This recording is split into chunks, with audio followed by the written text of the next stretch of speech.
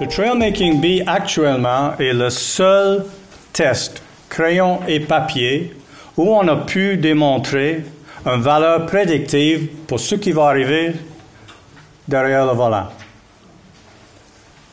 Y a-t-il des gens qui ne connaissent pas du tout le Trailmaking Bee? OK. C'est vraiment compliqué, là. Vous commencez où c'est marqué début. OK? Qui est le chiffre 1. Ensuite, vous cherchez la lettre A. Ensuite, le numéro 2, pour être suivi par la lettre B. Puis on s'en va en alternant jusqu'au temps qu'il y en a plus. On ne lève pas le crayon du papier. Comme ça, on voit les fausses pistes.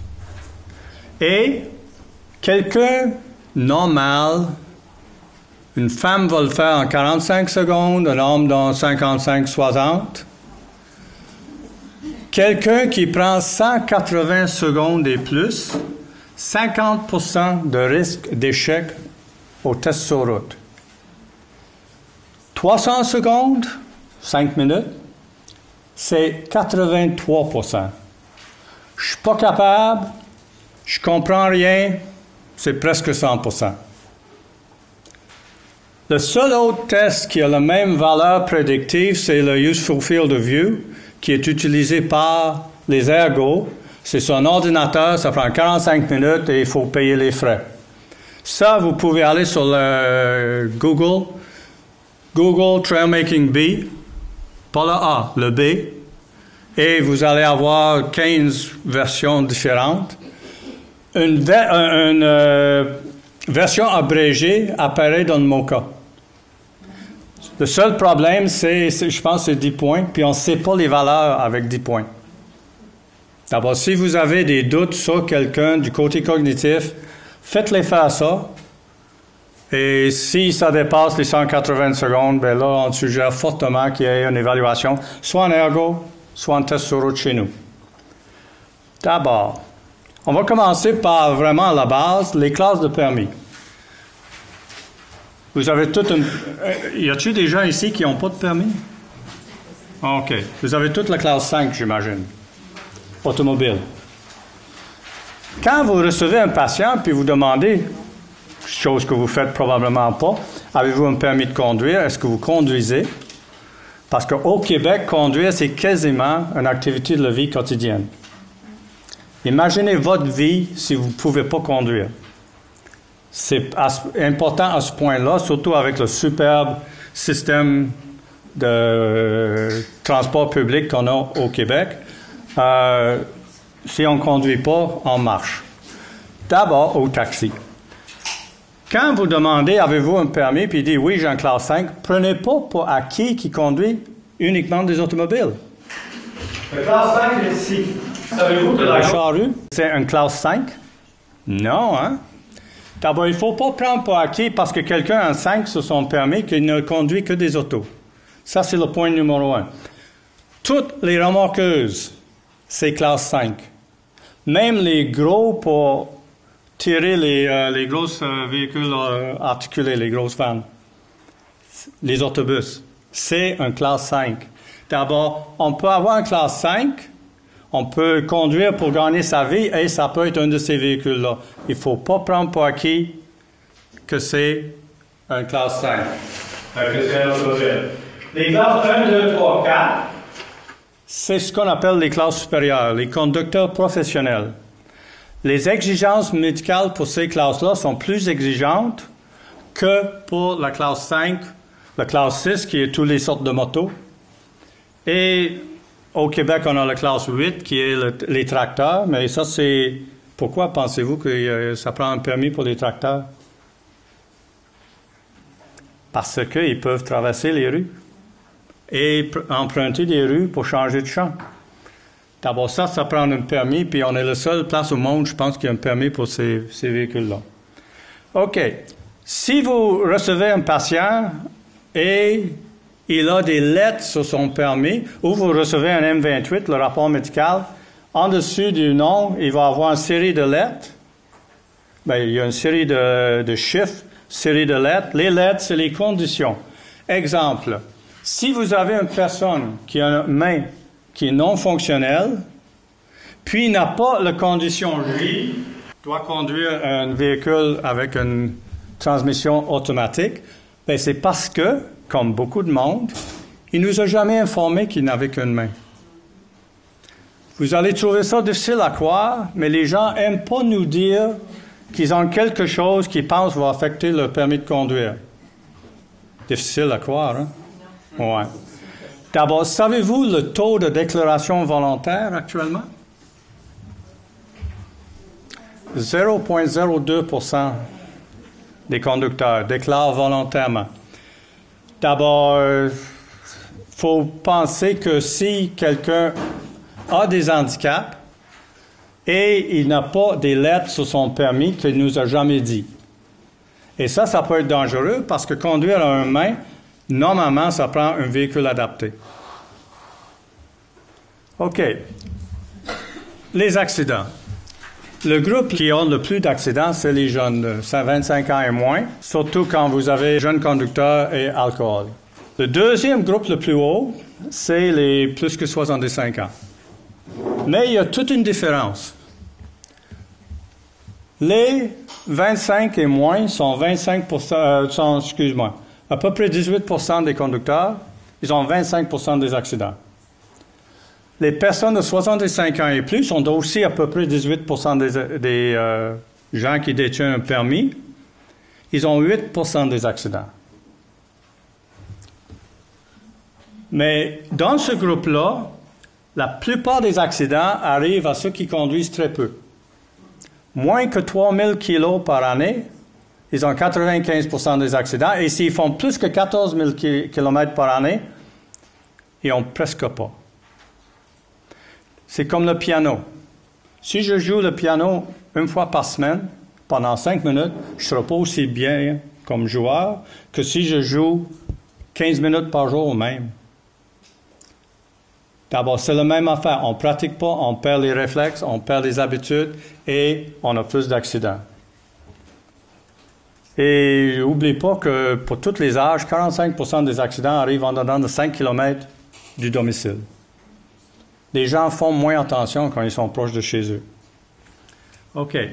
Comme je disais, 8% des accidents, le problème, c'est les personnes âgées, 65 ans et plus, quand ils ont un accident, ça a plus de conséquences. 18% des gens qui meurent sur la route ont 65 ans et plus, alors que c'est 8% des accidents.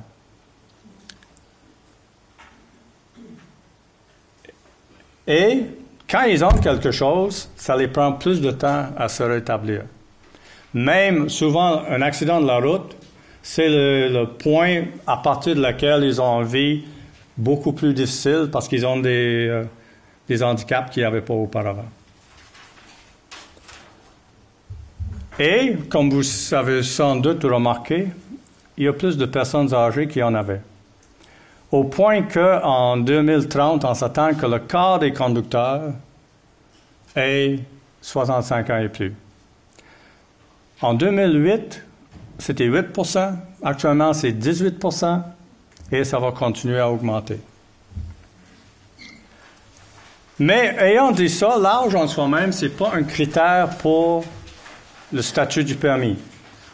Ici, au Québec, on retire pas le permis parce que vous avez 75 ans, par exemple. Ce qui se fait à certaines places, comme Australie. Si vous voulez continuer à conduire, il faut faire une application, une demande, puis il faut faire tout un tralala, puis ils vont vous le redonner. C'est sujet à changement, mais pour le moment. Mais le problème, c'est en vieillissant, on est plus porté d'avoir une des conditions médicales qui est reconnue pour influencer l'aptitude à conduire. Savez-vous comment les chercheurs à Harvard, au MIT, je veux dire, définissent un conducteur âgé? Il y a un bon nombre ici. 39 ans et plus. Savez-vous pourquoi? Parce qu'il y a très peu de monde de 39 ans et plus qui n'ont pas une limitation physique. Ils portent des lunettes. C'est une définition de chercheur, ce n'est pas une définition très utile, mais ça démontre le point qu'en vieillissant, on est plus porté d'avoir les problèmes. Puis la vision est assez importante pour conduire. Il y a relativement peu de monde jeune qui ont une démence. Il y a aussi relativement peu de monde jeune qui ont une atteinte cognitive. Les limitations fonctionnelles, je peux vous dire que ça ne plie pas comme ça pliait quand j'avais 30 ans. Puis vous allez tous expérimenter cette sensation-là. Là. Quand on regarde la démence, 30% des gens qui ont un diagnostic d'Alzheimer vont continuer à conduire, ce qui n'est pas nécessairement mauvais. Il n'y a pas de présentation stéréotypique d'une démence, ou d'un début de démence surtout. Ça dépend qu'est-ce qui est affecté. Mais ceux qui continuent à conduire, il y a 40% qui vont avoir un accident. Et si celui qui a eu un accident continue à conduire encore, 80% d'un deuxième accident. Nous, ce que nous visons, c'est définitivement d'éviter le deuxième accident. Et si on peut éviter le premier, on aimerait bien ça. Il faut dire au Québec, on est très bien. Les études démontrent que les atteintes cognitives augmentent le risque d'accident d'à peu près 2 à 3 fois. Au Québec, les conducteurs qui ont une atteinte cognitive ont moins d'accidents que ceux qui n'en ont pas. Principalement, je pense, parce qu'ils ne conduisent pas. D'abord, au Québec, on ne vient pas vous chercher votre permis quand vous abandonnez le permis, à moins que vous allez au centre de service pour le faire. D'abord, les gens ont un permis valide dans leur poche qu'ils ont oublié de canceller. Et la meilleure manière de ne pas avoir un accident, c'est de ne pas conduire. D'abord, ils ont un très bel record. Même, ils sont à 65% de risque d'accident d'une personne qui n'a pas d'atteinte cognitive. Si on regarde les Alzheimer stade 3, ce qui est, si vous voulez, le plus sévère des légers, 30% vont couler un test sur route. Si on monte une coche, puis là on est dans le plus léger des modérés, c'est l'inverse. Il y a 30% qui vont passer.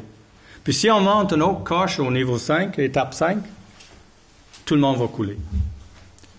Si on a un diagnostic de démence sévère, nous, on ne fait même pas de test sur route, on enlève le permis d'emblée.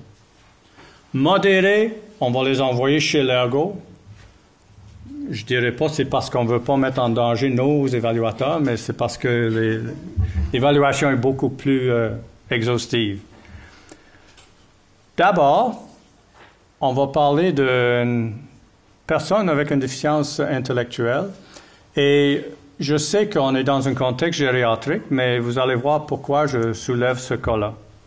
Jeune homme de 19 ans avec une déficience intellectuelle qualifiée de léger. Il veut avoir un permis de classe 6D, qui est le cyclomoteur, qui est un test pour accéder au 6D. On ne fait qu'un test théorique. Il n'y a pas de test sur route. C'est le petit scooter. Pourquoi il veut ça? Il veut ça parce qu'il fait du VTT avec son père, puis il veut aller sur les pistes provinciales. Et pour aller sur les pistes provinciales, ça prend un permis. D'abord, quand il fait son VTT avec son père, ils ne peuvent pas tous les deux aller sur la piste provinciale parce que lui, il conduit son propre VTT sous la supervision de son père, mais lui, il n'a pas de permis, donc il ne peut pas y aller. Et il ne peut pas voyager seul sur le transport public, il faut qu'il soit accompagné. D'abord, j'ai une question très simple. Qui pense qu'il est apte à conduire? Qui pense qu'il n'est pas apte à conduire? Personne? OK, un coup. Si je vous demande un mot pour dire pourquoi il n'est pas apte, un mot. Commence avec un A. U. T. Autonomie. Faut, pour pouvoir conduire, être complètement autonome au volant. On ne peut pas conduire avec un coach. On ne peut pas conduire avec une personne qui nous dit « Ah, il y a un stop, il faut que vous arrêtez. » Il faut que la personne soit en mesure que si quelque chose arrive, il peut prendre des actions immédiatement et sans consultation. Ce garçon-là ne l'est pas en mesure de prendre une décision. Il n'est pas autonome. Il ne peut pas voyager tout seul et il fait du VTT sous supervision seulement. Donc, il n'est pas autonome. Et le message, un des messages de fond, c'est quand vous avez un patient qui, surtout pour les raisons cognitives, est en perte d'autonomie, il faut tout de suite penser, y a-t-il un permis de conduire? Puis si oui, qu'est-ce qu'on fait? Et nous, la conduite qu'on préconise le plus maintenant, c'est que dès qu'il y a une atteinte cognitive, même pas une démence, une atteinte cognitive, fait évaluer son aptitude à conduire parce que c'est impossible dans votre bureau d'extrapoler à ce qui arrive sur la route. Impossible. Nous, dans les rapports médicaux, on ne demande plus depuis 10 ans au médecin est-ce qu'il est apte à conduire. On demande plutôt avez-vous des craintes quant à sa conduite. Et la raison? Bien, la zone grise. Comment vous voulez décider? Vous ne l'avez pas vu conduire. Puis, les ergots, quand ils font une évaluation de la conduite, ils vont toujours aller sur la route avec la personne, à moins que ce soit une démence sévère. Pourquoi? Parce que ça peut être jour et nuit, la performance en salle avec les tests et la performance sur la route. On peut avoir de très bons tests et un très mauvais test sur route. On peut avoir le contraire aussi. D'abord, ils vont toujours aller sur la route. Peut-être pas longtemps, mais ils vont y aller. Oui. Donc, si on a un doute, on réfère le patient à la SAQ et il va être évalué. Ça va prendre des ressources. Parce qu'à la quantité de personnes âgées qu'on a, vous me dites qu'on n'est pas capable de déterminer dans le bureau s'ils sont aptes ou non. Ouais. Il y a des cas clairs qui sont pas aptes. Il y a des cas qu'on peut déterminer dans le bureau. Le reste, malheureusement, c'est la raison pourquoi l'année passée, nous, on a demandé 16 000 tests sur route pour les personnes de 75 ans et plus. 140 000 personnes. D'abord, c'est le seul moyen qu'on a actuellement pour trancher. On peut le faire le test chez nous. On peut l'envoyer chez l'ergo. Ça dépend de la nature et la sévérité des atteintes. Si on a un diagnostic d'une bonne atteinte qui peut-être démence modérée, il va probablement aller chez l'ergo parce que l'ergo va faire toute une évaluation. Si c'est juste « je suis pas à l'aise », il y a une petite affaire « je suis pas à l'aise », il va venir chez nous. L'avantage de chez nous, c'est ça ne coûte rien. Les délais. Pardon? Les délais. Si nous, on exige que la personne ait un test sur route chez nous, ils ont 21 jours pour contacter le centre de service où ils veulent faire le test, et eux, ils ont 21 jours dès la prise de rendez-vous pour faire le test. D'abord, c'est 6 semaines max. OK? Pendant qu'en ergo, ben, c'est un autre paire de manches. La meilleure place à Québec pour les délais pour l'ergo, c'est Val-d'Or. Mais je ne vous suggère pas d'envoyer vos patients à Val-d'Or pour faire le test. Ici à Québec, dans le réseau public, c'est proche d'1 an. Dans le réseau privé, c'est 4-5 semaines. Comment vous déterminez de votre côté? Parce que d'autres, on voit qu'il y a le plus de renseignements qu'on peut, là, mais qu'est-ce qui compte? Qu'est-ce qui fait que vous allez faire le test à l'INSA? Si c'est suite à un rapport de police, ils viennent chez nous. Quand on pense que ça presse, ils viennent chez nous. Quand on pense que le médecin n'est pas sûr, ils viennent chez nous. Plutôt que de le faire dépenser 400 $, ils viennent chez nous, puis on décide. Puis s'il y a un problème, on l'envoie chez l'ergo. D'abord, les délais ne sont pas si longs et le test qu'on fait, c'est vraiment donner une chance au coureur. Plus, dans le test, et ce n'est pas le test que vous avez fait pour accéder au permis, c'est un test pour conducteur expérimenté, qui ne vérifie pas l'anglement comme ça, c'est beau. Tant qu'il vérifie avec ses miroirs ou n'importe comment, tant qu'il le fait. D'abord, ce n'est pas un test de technique comme le test initial, mais s'il y a des mauvaises habitudes, ou ce qu'on pense, c'est des mauvaises habitudes, on arrête dans le milieu du test puis on demande qu'il change. S'il démontre qu'il est en mesure de modifier une mauvaise habitude, on va lui donner une autre chance un mois plus tard en disant on va pratiquer. D'abord, on donne vraiment une chance aux coureurs. Les ergos sont aussi, ils ont la même optique. On a comparé les résultats chez nous avec les gens qui ont fait les deux et c'est à peu près kiff-kiff. Puis nous, les parcours sont montés de la même façon que les ergos font. On commence simple et on finit plus compliqué. Oui. En fait, dans le formulaire 28 qu'on devrait inscrire l'ergothérapie qu'on suggère, l'évaluation par l'ergo en même temps. Quand on me demande d'expliquer la différence entre les deux sortes de tests, nous, on va établir s'il a une conduite convenable. L'ergo va faire la même chose, mais il va nous dire pourquoi, si ça ne l'est pas. C'est ça vraiment la différence. Ils font 3 heures de test en salle, suivi de le test sur route est long, c'est à peu près 2 heures d'habitude. L'avantage, nous, c'est qu'on trouve du côté ergo, parce qu'on détaillé. Nous, c'est la clôture est ça de haut. Si tu sautes la clôture, tu es correct, puis si tu sautes pas, tu l'es pas. Alors que les ergos vont décrire la clôture et tout le reste. C'est vraiment bien ce qu'ils font. OK, l'autonomie. Dès que l'autonomie est atteinte, il faut penser à la conduite. Surtout si la raison, c'est une atteinte cognitive. Et ça, c'est peu importe l'âge. Si quelqu'un a un TCC à 20 ans, là, c'est le même phénomène.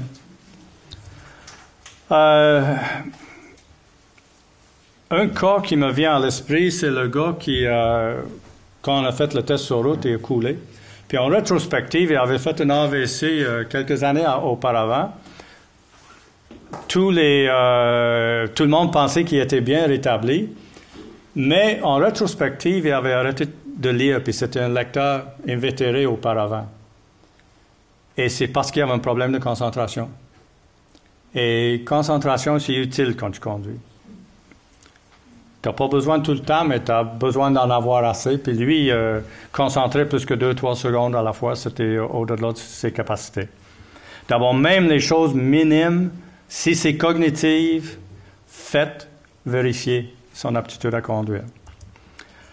Et sans faire un test sur route, c'est difficile. Maintenant, vous conduisez tout en pensant à 1001 choses, puis en conduisant avec quoi, 10% de vos capacités peut-être. Mais vous avez la capacité de faire appel à vos réserves, puis de concentrer d'un coup.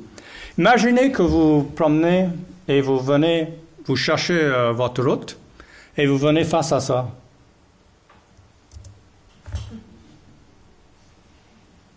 Ça, c'est un rond-point à Pittsburgh. D'abord, si vous cherchez la route 281, c'est pas tout à fait évident. Premièrement, puis c'est ça que le Trailmaker fait, il faut trouver le 281. Ensuite, il faut décider si vous voulez le nord ou le sud. Puis ensuite, il faut voir dans quelle direction que c'est. D'abord, ça soulève le point que conduire, c'est probablement, dans la journée de la plupart du monde, la tâche la plus complexe qu'ils vont faire. La plupart du temps, c'est pas si complexe que ça. Mais un des problèmes de toujours conduire dans ton patelin, c'est que tu deviens habitué, puis tu deviens blasé, puis tu fais pas attention autant que tu devrais, et accident. Le rôle du professionnel de la santé, c'est de dépister ces gens-là. C'est d'évaluer leurs conditions médicales et les limitations fonctionnelles qui en découlent. C'est aussi de pouvoir décrire les atteintes et de pouvoir dire « je m'attends que ça va évoluer à telle vitesse ». Quelque chose qui évolue lentement ou qui est stable, on ne va pas s'en occuper tellement, on va peut-être aller aux 5 ans si on décide de faire de quoi. Si ça évolue, on peut aller aux 6 mois. D'abord, ça dépend vraiment de ça. On me demande souvent qu'est-ce que c'est qui peut affecter la conduite.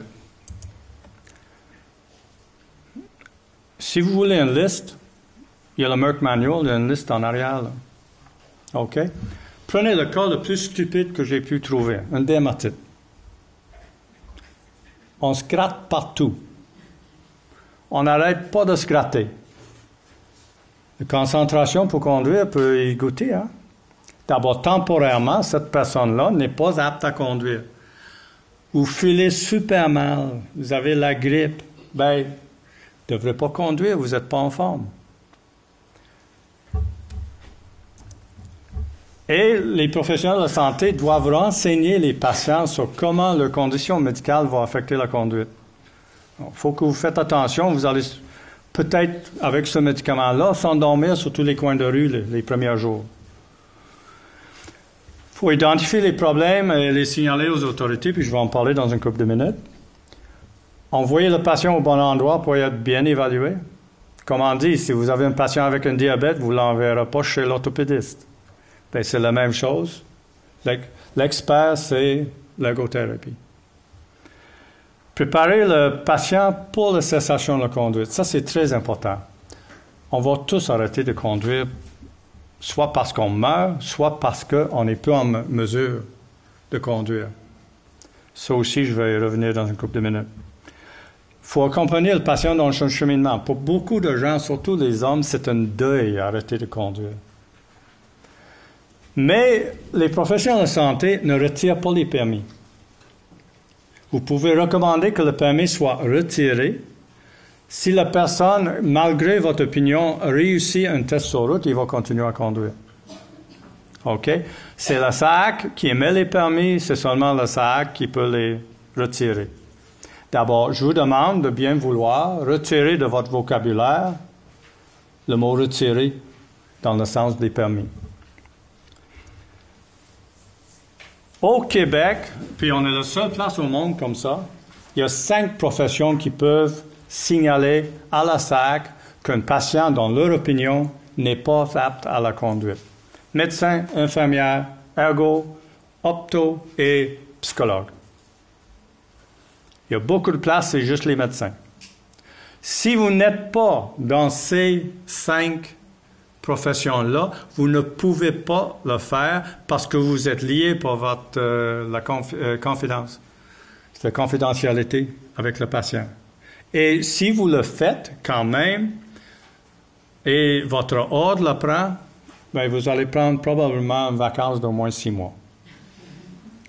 Mais, comme on travaille en équipe, il y a seulement quelqu'un sur l'équipe qui peut le faire.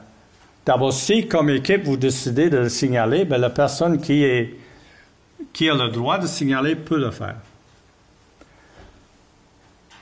Le signalement au Québec pour ces professions-là, c'est discrétionnaire, c'est-à-dire qu'on peut le signaler. Mais, ici, c'est la version du Collège des médecins, mais les 5 ordres sont toutes pareilles. S'il y a 3 conditions qui existent, à ce moment-là, déontologiquement, ça devient une obligation de signaler. 1. Vous avez conseillé le patient de ne pas conduire à cause de raisons qui relèvent de votre sphère de compétence.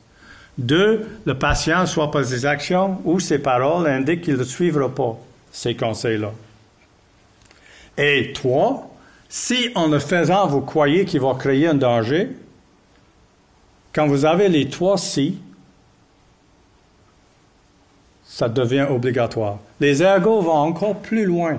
Si vous soupçonnez, vous devez signaler. Les signalements ont augmenté un petit peu. On est rendu dans les 16 000 maintenant. Puis si vous comparez les policiers et les médecins, c'est toute une différence.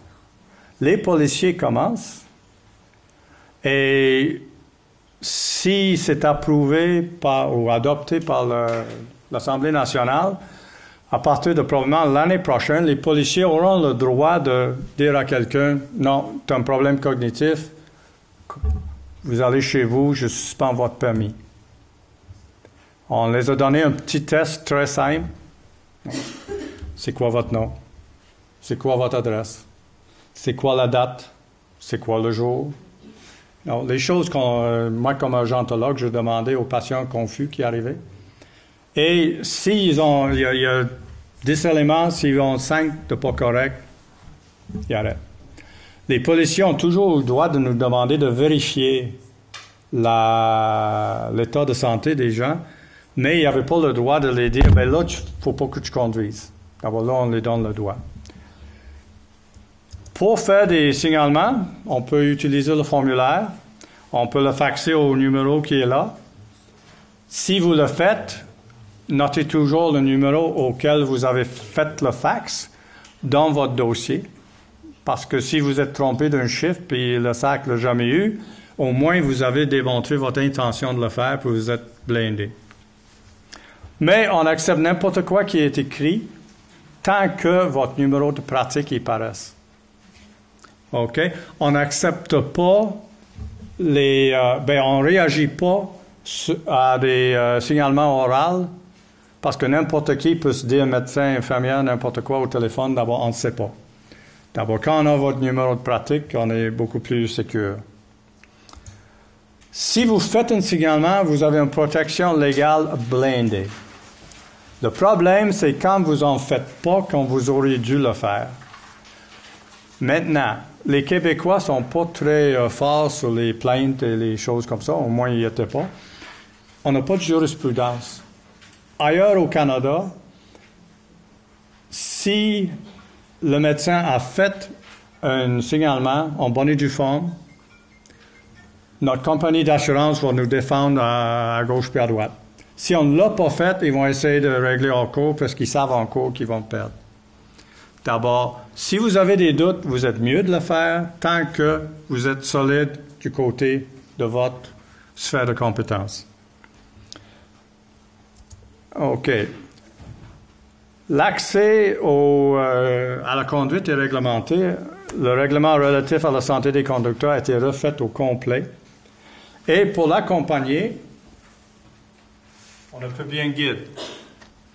Et si ça vous intéresse, je vais vous montrer à la fin comment aller la chercher. Mais ça décrit comment on applique le règlement. Le règlement, c'est plus ou moins les normes médicales pour la conduite. Puis ce qu'on cherchait à faire, c'était de diminuer. Le règlement n'avait pas été changé depuis 25 ans. On l'a mis à jour. OK. Sur tous les formulaires médicaux de la SAC, vous avez un en-tête qui demande à la personne l'autorisation de pouvoir, si on a des questions, communiquer directement avec le professionnel de santé. Ce n'est pas nécessaire qu'il le signe. Vous pouvez remplir le formulaire même s'il ne l'a pas signé. Pourquoi? Parce que tout ce que ça fait, c'est qu'au lieu de faire affaire directement avec le professionnel de santé, on va faire affaire avec lui, puis lui, il va falloir qu'il s'arrange pour avoir les renseignements qui, d'habitude, c'est quoi le troisième mot sur la 4e ligne dans la section 10? Parce que, croyez-le ou non, la majorité des rapports qu'on a, c'est des rapports faits par les médecins écrits à la main. Et parfois, on a un peu de difficulté à lire ce que le médecin a écrit. Difficile à croire, je sais, là, mais ça arrive. D'abord, quand on peut appeler et dire c'est quoi le troisième mot, parce que ça change tout, si c'est positif ou négatif, c'est le patient lui-même qui va falloir le faire. Il y a aussi, dans chaque section, ici c'est au médecin, mais c'est aux professionnels de santé, comme à l'ergo, si on demande un rapport d'ergo, qui dit au médecin pourquoi on a demandé le rapport. Exemple, plainte policière, crise convulsive.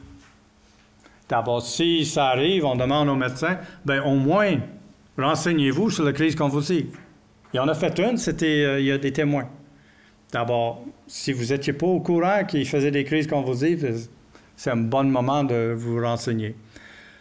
Mais ça veut dire que nous, on va savoir, fais-tu de l'épilepsie, fais-tu pas de l'épilepsie, c'est-tu épileptique, non épileptique, c'est quoi? Et ça change beaucoup pour le permis, puis on va y toucher dans une minute. Si c'est un signalement, on l'a dit. Les demandes de vignettes. Vignettes de stationnement pour les personnes handicapées. Bonne année, mauvaise année, on reçoit 25 000 demandes par année. bonne année, mauvaise année, à peu près 2/3 parviennent de personnes qui détiennent un permis dont le dossier médical chez nous est complètement vierge. Ils n'ont aucun problème. D'abord, devinez ce qui arrive. C'est la même section qui s'occupe du médical. D'abord, par retour du courrier, M28. Faites remplir ça. Et si la M28 confirme qu'il est vraiment handicapé, souvent, ça va être évaluation en ergo. OK. Exemption de ceinture. Savez-vous les raisons qui peuvent justifier une exemption médicale de la ceinture?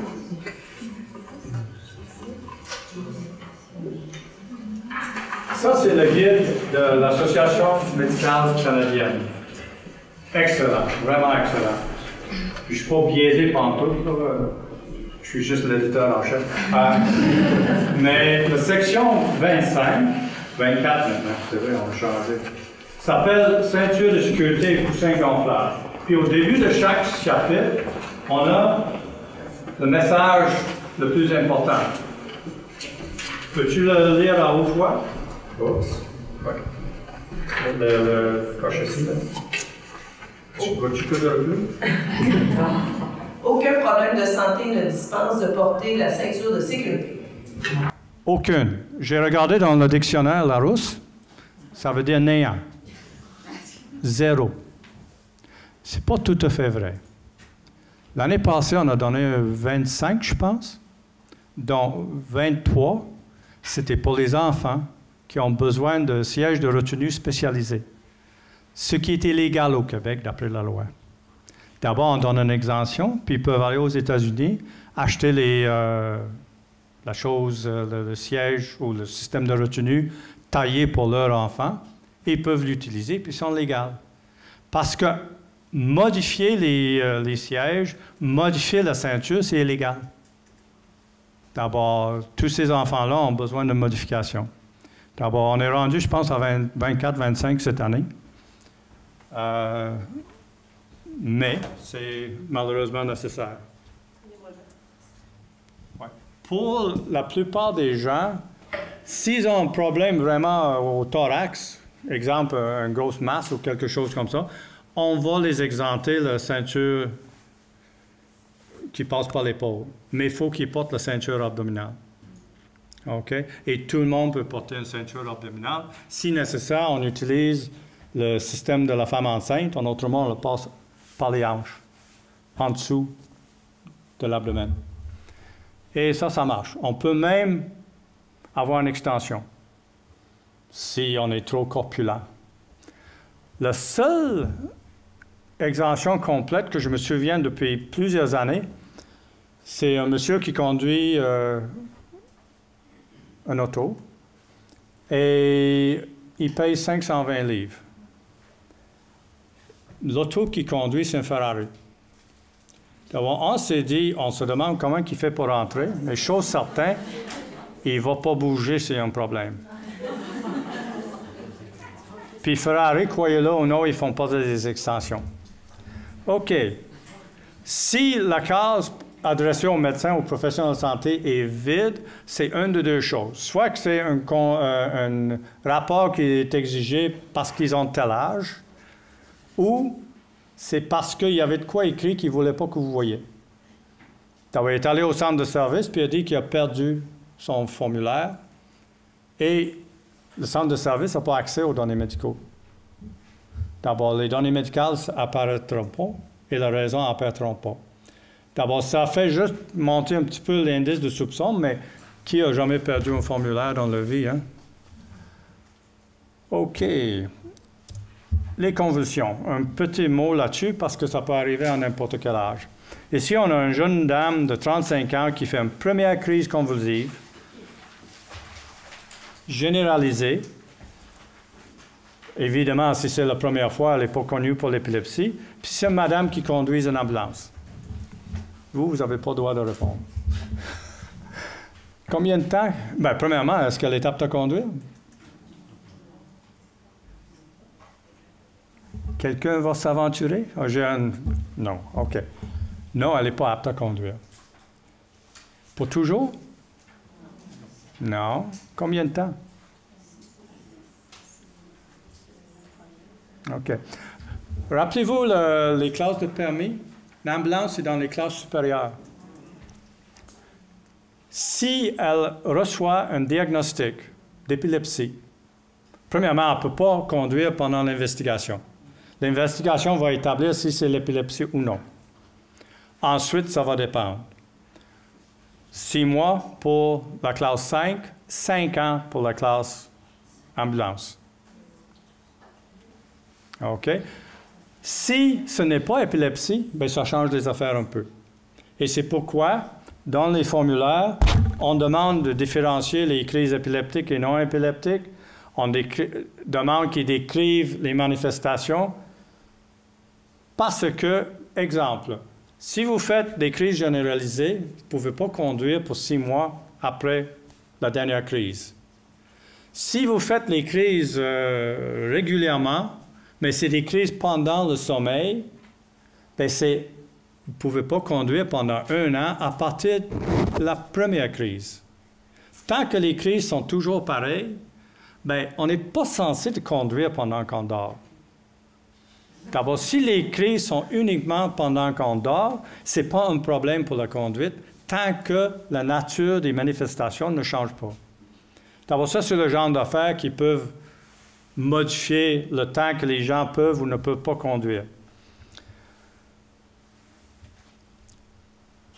Savez-vous quelle est la maladie ou la condition médicale qui, au Québec, a le plus haut risque d'un accident?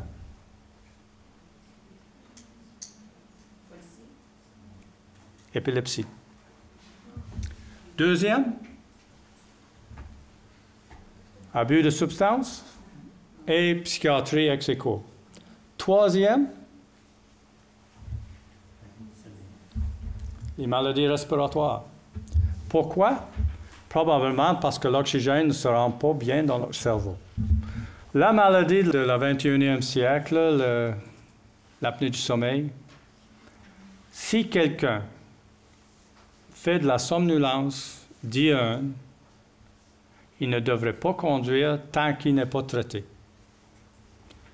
On est catégorique là-dessus pour les classes supérieures, pour les conducteurs professionnels, parce qu'eux, ils ne peuvent pas aller sur le bord du chemin et dormir parce que ça ne va pas bien. Il faut qu'ils respectent leurs horaires, il faut qu'ils soient à telle heure, à telle place, ainsi de suite. D'abord, eux, il faut absolument qu'ils soient traités. La classe 5, on est un peu plus lousse, à moins que la personne ait eu un accident à cause de leur trouble du sommeil. OK. On demande les limitations fonctionnelles. Puis là, on parle de physique autant que cognitif. Les problèmes physiques, c'est rare qu'on ne peut pas trouver une solution qui permet à la personne de continuer à conduire. Cognitifs, ils sont corrects ou ils ne sont pas corrects. C'est aussi simple que ça. Nous, ce qu'on veut savoir, c'est est-ce que la condition évolue ou est-ce que c'est stable? Si ça évolue, on va raccourcir les périodes entre les vérifications. Puis si c'est stable, bien, on va probablement, même après une couple d'années, arrêter de faire les choses si c'est stable. Pour conduire comme il faut être en mesure de faire le bon mouvement au bon moment. Ça peut être parce que s'il y a un problème neurologique ou ça peut être parce qu'il y a un problème cognitif puis on n'a pas le jugement de décider ce qu'on doit faire. C'est la capacité de prendre la bonne décision. Bon jugement, bonne autocritique. Vous avez sans doute les patients que quand quelque chose arrive, c'est toujours la faute des autres. Bien, quand vous venez pour changer de voie sur Boulevard Champlain, c'est important. La capacité de faire plus qu'une chose à la fois. Exemple, m'écouter puis écrire des notes. Tourner le volant puis peser le frein.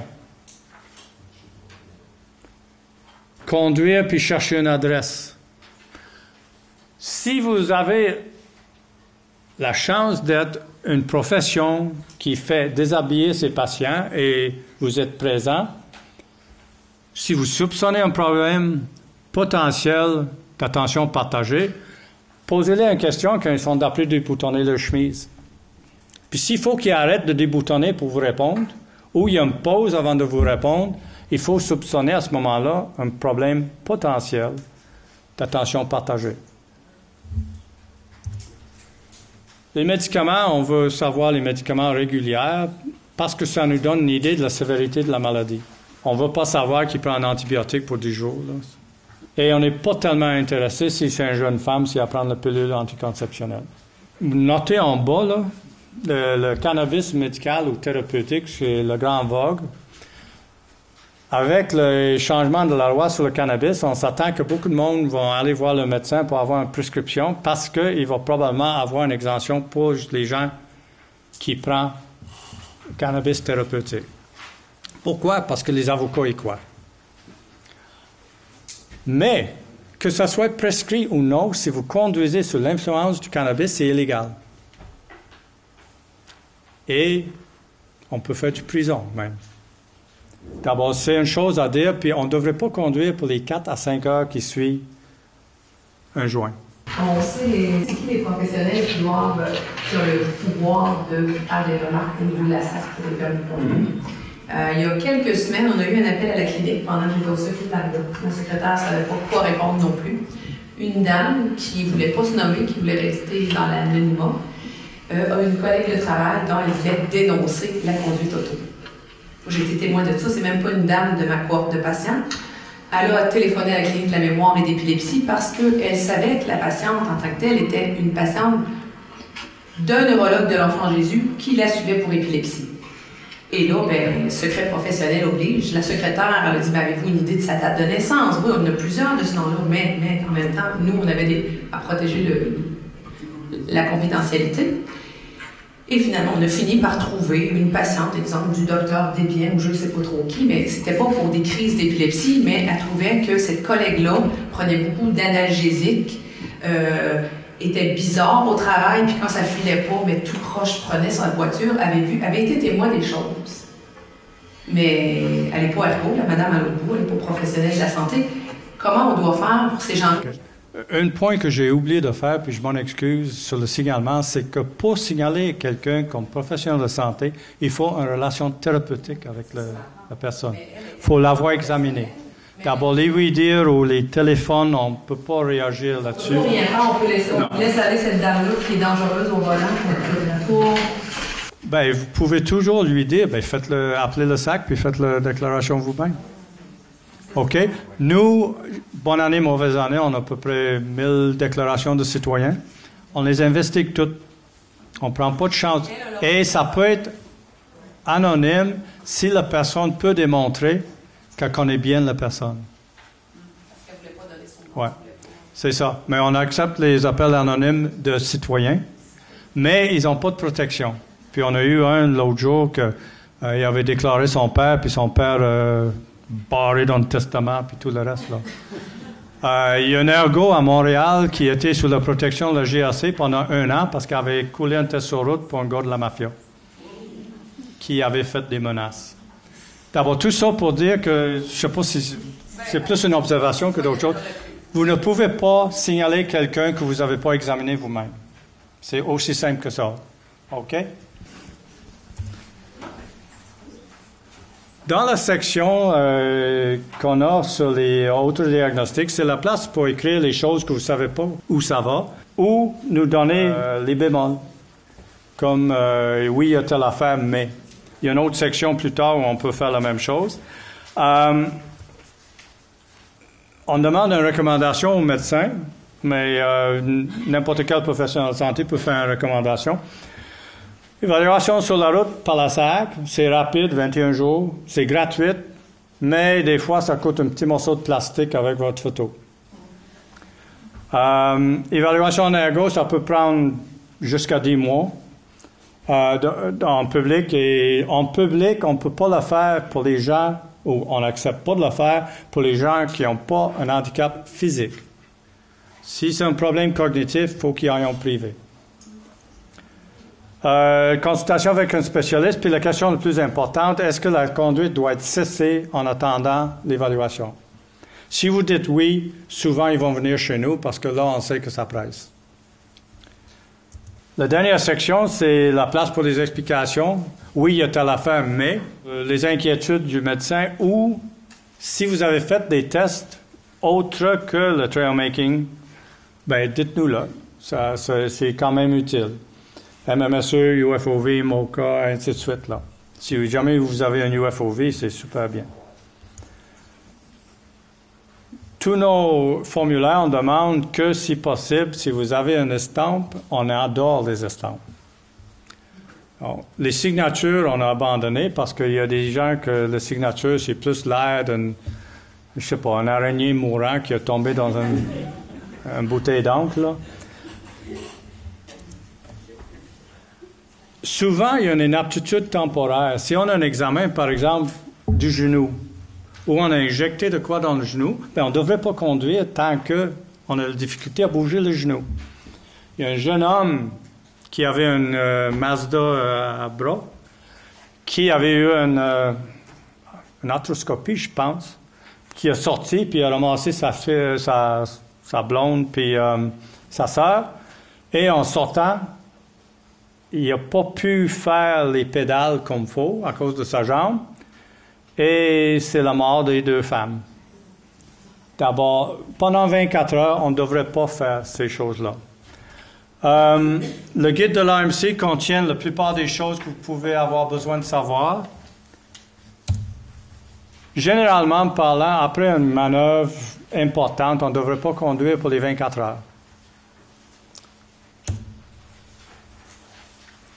Toujours bien remplir votre dossier en constatant ces choses-là. Cessation de conduite. Les gens moyens. Un homme va arrêter de conduire 6 ans et demi avant son décès, puis les femmes, c'est 10 ans et demi. Probablement, les femmes arrêtent trop tôt, puis les hommes trop tard. Mais tout le monde, quand vous planifiez votre retraite, planifiez-vous que les dernières années de votre vie, vous conduirez probablement pas. Ayant dit ça, actuellement, on a 14 personnes de 100 ans qui détiennent des permis. D'abord, il y a toujours l'exception, on parle de moyenne. Il ne faudrait jamais qu'annoncer à quelqu'un que vous suivez depuis longtemps pour une maladie progressive, que c'est aujourd'hui, il faut que vous arrêtez de conduire, puis j'en ai jamais parlé auparavant. Il faut préparer. Ça se prépare autant que le popote à la maison, la chaise roulante, toutes les autres choses que vous planifiez. Dernier petit cas, monsieur de 73 ans circule avec une marchette, 25 sur 30 sur la MMSE, petit problème de mémoire, pas de plainte de la famille, utilise son auto pour ses courses, mais il ne va jamais loin de la maison et ne conduit pas s'il fait mauvais. Apte à conduire? La réponse, c'est peut-être. C'est un cas d'évaluation.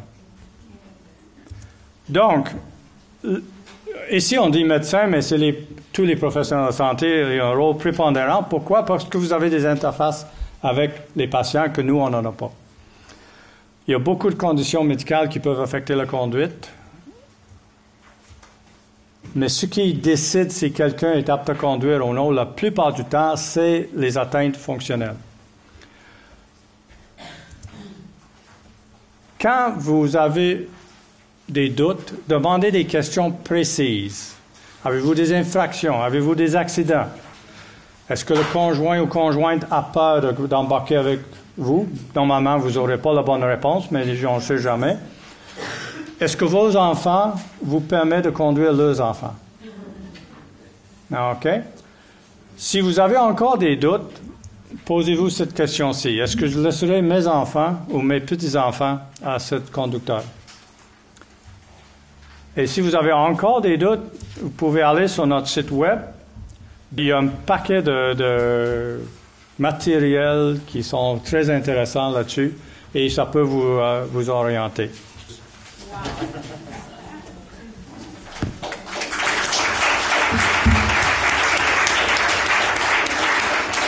Merci infiniment, Dr. Dard. Très intéressant. Quelques questions. Je prendrai 2 ou 3 questions. Au micro, on va vous amener le micro si c'est des questions.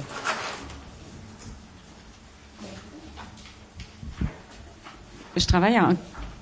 Oui, marche. Oui, bonjour. Je travaille en clinique mémoire gériatrique et on a plusieurs clients pour qui on leur demande de ne pas conduire jusqu'au test sur route. OK. Et entre-temps, s'ils conduisent puis qu'arrive un incident, est-ce qu'on peut être blâmé? Non. C'est comme dans n'importe quoi en médecine. Vous conseillez. Vous n'avez aucun pouvoir d'obliger les gens de faire quoi. Si je vous dis vous avez un problème X puis ça fait une intervention, vous êtes pleinement dans vos droits d'aller chercher une deuxième opinion. OK? Et c'est la même chose. Vous êtes responsable pour bien conseiller. On a une responsabilité de moyens, mais pas de résultats. D'abord, si la personne décide de le faire quand même, exemple, le monsieur avec l'épilepsie sur le boulevard de Laurier, qui avait été conseillé de ne pas conduire, puis il a conduit lui-même, bien, il va aller en prison. Sauf que son problème, c'est un problème de jugement. Ça fait partie de son pauvre collectif, ça fait partie de même si vous faites un signalement, puis nous, on enlève le permis, il n'y a rien qui l'empêche, lui, d'embarquer dans son auto puis conduire quand même. Et là, c'est l'assurance payée? Ces assurances, on est de no fault. OK? Les assurances de l'auto, c'est nos paires de manches. Mais les assurances pour les blessures, c'est no fault. Est-ce qu'il faut absolument avoir quelque chose d'écrit dans le dossier? Absolument. Quand vous faites un conseil, il y a même des gens qui vont jusqu'à dire « Je remplis ça dans le dossier et je vous demande de contresigner pour reconnaître que je vous l'avais dit. » Parce que c'est garanti. S'il y a un problème, bien, personne ne m'en a jamais parlé. Ouais. Ça va? Une question, Mireille.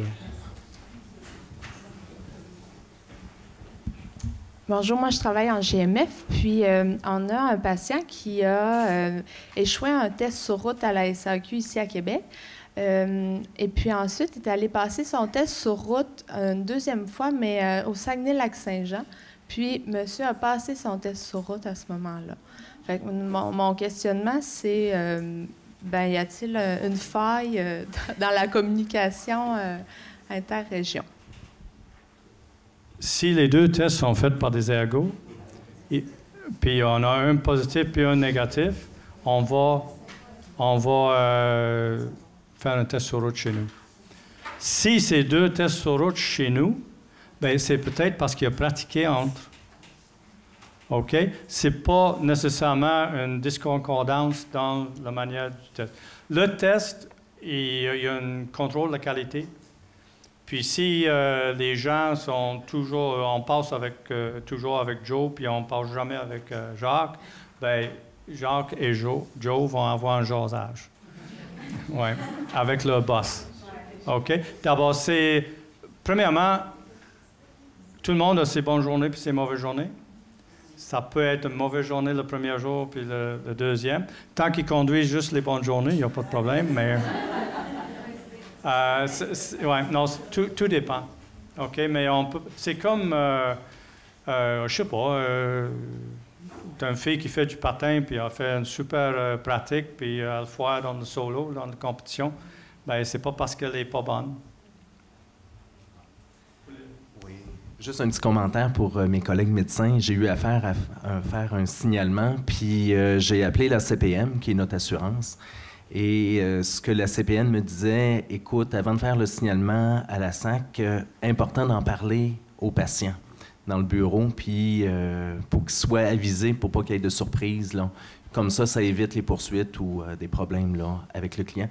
C'est toujours délicat, un patient qu'on suit depuis plusieurs années, de faire un signalement, le risque de briser le lien de confidentialité, puis donc c'est délicat. C'est toujours délicat, mais vous pouvez toujours vous cacher en arrière du code de déontologie. Ouais. Si je ne le fais pas, le collège va me crucifier. Mon ordre va me crucifier. Bien, la crucifixion, peut-être pas, mais ils ne seront pas heureux. Et je sais que l'attitude du collège est on va défendre à mort quelqu'un qui a fait un signalement en bonne et due forme, et on souhaite bonne chance à celui qui ne l'a pas fait quand il aurait dû le faire. Puis, je vais finir, là, parce que c'est 3 questions. Souvent, dans l'atelier, quand on me parle de problèmes, confidences, patients, médecins malades et tout, là, moi, je compte l'histoire de Sarah. Sarah avait 5 ans. Elle vivait dans une petite ville, village, au Québec. Et c'était sa première journée d'école. Puis elle était toute fière de prendre l'autobus.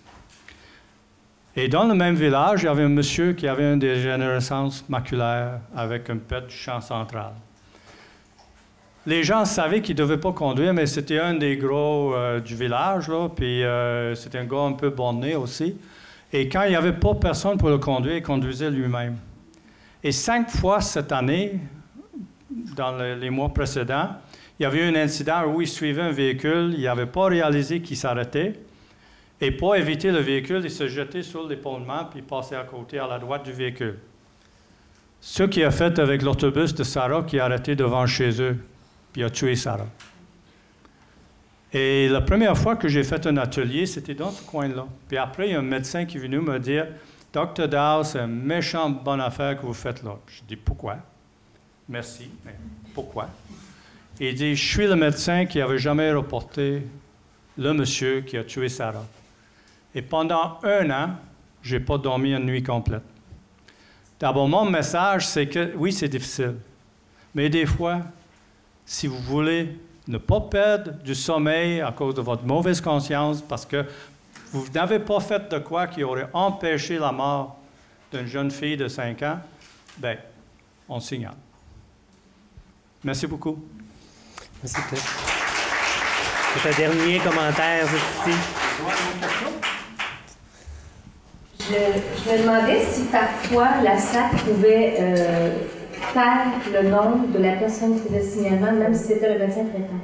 La SAC ne le dira pas, mais n'importe qui va en cours a droit à son dossier et le formulaire va être dans le dossier avec votre nom. D'abord, non, on ne le dira pas, malgré que y a un médecin à signaler, puis vous avez vu un médecin depuis 10 ans, là, c'est pas difficile à savoir qui c'est. Hein? Le point du docteur est très bon. Il faut toujours aviser le patient que vous allez signaler et que vous n'avez pas le choix. Et il faut faire une note dans le dossier disant très bien pourquoi vous faites le signalement. Et comme j'ai mentionné, si vous envoyez un fax, mettez le numéro de téléphone auquel vous avez envoyé le fax. Si vous le faites électroniquement, ce qui devait être possible d'ici peut-être 18 mois, bien, gardez une copie du formulaire que vous avez fait. Et les formulaires viennent en 2 copies. Il y a une copie pour vous. Mettez-le au dossier. OK? D'abord, non, on ne dira pas c'est Dr. Untel, mais ils peuvent obtenir le nom en demandant le dossier. Puis l'accès à l'information ne nous permet pas de le cacher.